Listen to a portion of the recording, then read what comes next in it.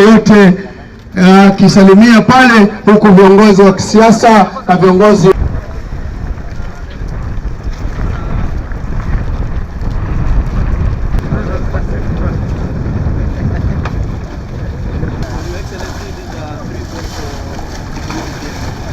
makofi.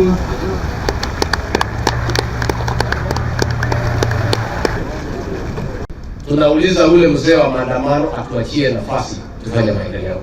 Na watu ya Kwale, watu ya Shimoni, watu ya hapa, nataka kutolea nyinyi kofia.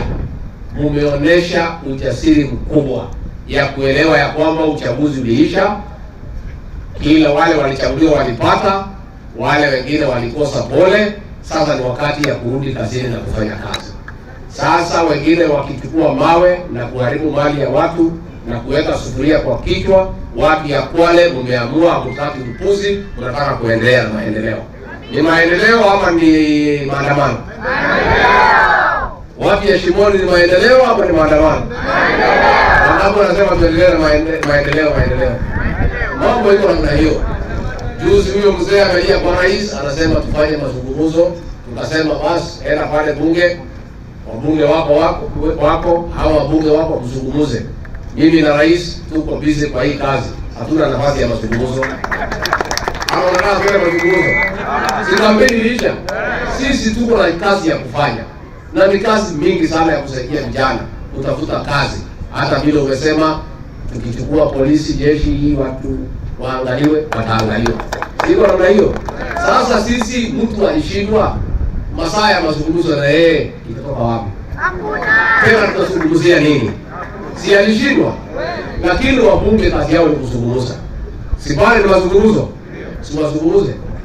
Sasa amesema kama hapana bunge hata zungumza, atarudi kwa barabara. Si arudi, kwani barabara kuna mahali imeenda? Hii kuweka sufuria kitu, si sufuria hiyo tu.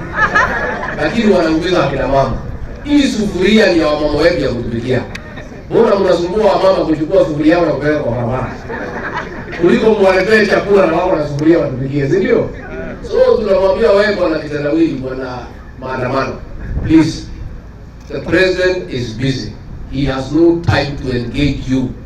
Hiyo maneno ya Kofi Annan ukitaka uende huko kwao Ghana, mtazungumza huko.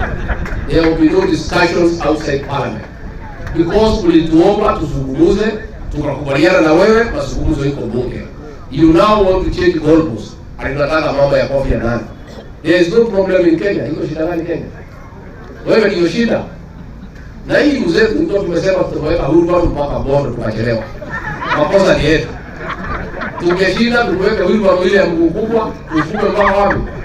Sasa ameanza kutusumbua. Wakati wote washua yuko. Hata akirudi kwa hiyo barabara, arudi. Bora asijaribu kuharibu mali ya Wakenya. Asijaribu kuibia mali ya Wakenya. Akuja bio mdomo mpaka jioni aende halale. Aamkia bio mdomo aende halale.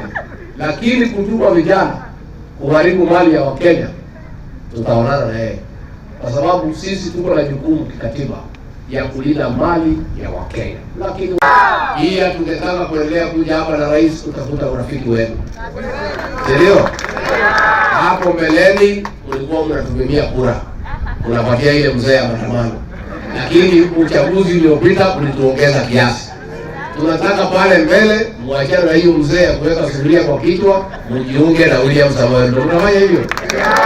Kwa hiyo mimi na rais endelea kuja hapo mpaka urafiki wetu ukue wa maana.